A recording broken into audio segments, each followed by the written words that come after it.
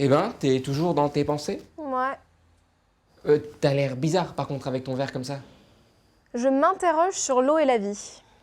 C'est le cours de philo qui te motive, c'est ça? Non. Sérieux, sans eau, pas de vie. Sans eau liquide. Pour que la vie apparaisse, il faut la présence d'eau liquide, je te rappelle. Merci, je sais, hein.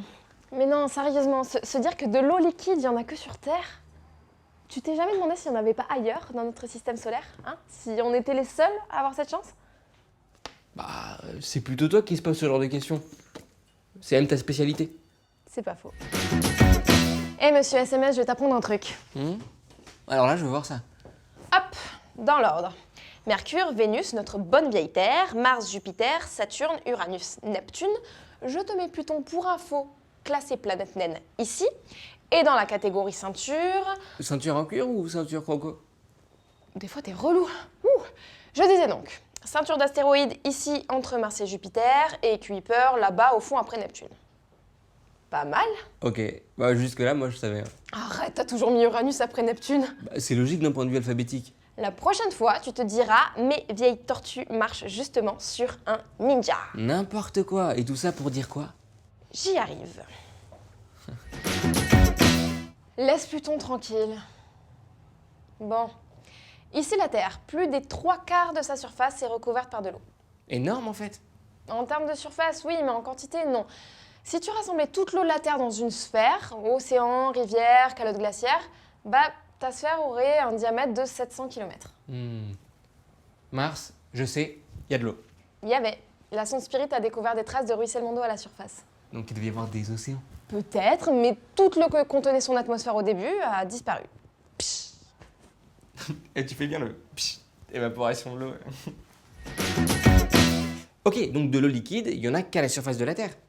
Mais elle peut avoir une autre forme? Solide, gazeuse? Ah bah de l'eau sous forme de glace, t'en as partout dans le système solaire. Sur Mercure, la plus proche du Soleil, on en a découvert au pôle de la glace, dans des cratères jamais exposés au Soleil.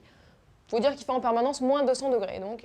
Et puis Pluton, on l'appelle bien la planète gelée, que de la glace à la surface. Pluton on the Rock. Ça sonne bien, hein. Mais sinon, tu cherches quoi?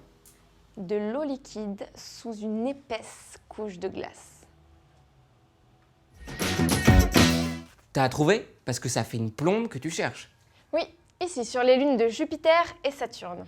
Les lunes de Jupiter. Ça fait très film de science-fiction. Il y a un film avec. Ok, tu t'en fous de mon explication en fait. Non, pas du tout. Mais ça fait très prof qui récite. Ok, et si je te parle des sondes Cassini et Galileo, tu vas me sortir que... Bah, qu'elles ont survolé Jupiter et Saturne. Ça, je le sais, mon paternel a mis des photos partout. Même dans les... Bref. En tout cas, ils ont détecté des phénomènes incroyables sur Europe et Encelade qui laissent supposer qu'elles ont de véritables océans sous la glace. Du genre. Du genre des geysers d'eau liquide ou de vapeur d'eau, ou des sortes de failles à la surface de la glace comme s'il y avait des marées en dessous qui la faisaient se fracturer. Quoi, ça voudrait dire que sous la glace de tes lunes, il y a de l'eau? Mais beaucoup. Beaucoup, ouais. On estime que l'océan de Ganymède pourrait être 11 fois plus volumineux que celui de la Terre.